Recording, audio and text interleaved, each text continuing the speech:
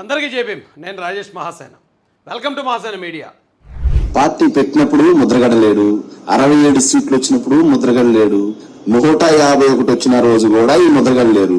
ఇప్పుడు వచ్చాయని పీకేదైంది, ఒకవేళ ఆడిపోతే పీకేదైంది. మహా అయితే ప్లేట్లు తీసుకొని వాయించుకుంటారు. మా భార్యను తిట్టారు, నా కొడుకుని కొట్టారు, నన్ను కొట్టారు, మా కోడల్ని లంబూతులు తిట్టారు అని చెప్పేసి మహా అయితే ఆ ప్లేట్ తీసుకొని వాయించుకుంటా కూర్చుంటారు తప్పిస్తే దానివల్ల ఇరు పార్టీలకి ఫరక్ పడేదేం లేదు. ఓకే పోను, నువ్వు అన్నట్టు నిజమేరా.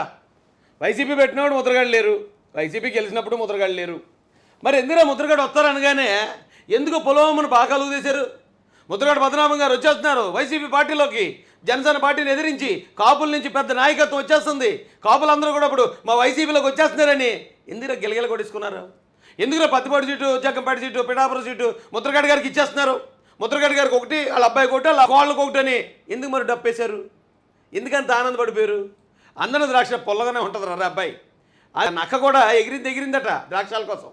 ఆ ద్రాక్ష పళ్ళు దొరకపోయేటప్పటికి చిచ్చి ఏం ద్రాక్షాలు పొల్లగొంటాయని పోయిందట నక్క. దానికన్నా గుంట నక్కల్లా తయారయ్యారు కదరా. అప్పటికే పొగుడుతారు, మళ్ళీ అప్పటికే వెంటనే రివర్స్. అంబటి రాయడం మీద అప్పటికే పొగడతలు, వెంటనే రివర్స్. ఇప్పుడు ముద్రగడ గారి మీద పొగడతలు, వెంటనే రివర్స్. రేపు వంగవీటి రాధా గారి మీద ఇప్పుడు దాకా పొగిడారు, మళ్ళీ రివర్స్. ఏంట్రా బాబు, ఓసరవల్లి కూడా ఇంత దారుణంగా మార్చదురా రంగులు. ఎంత దారుణంగా తయారయ్యారు.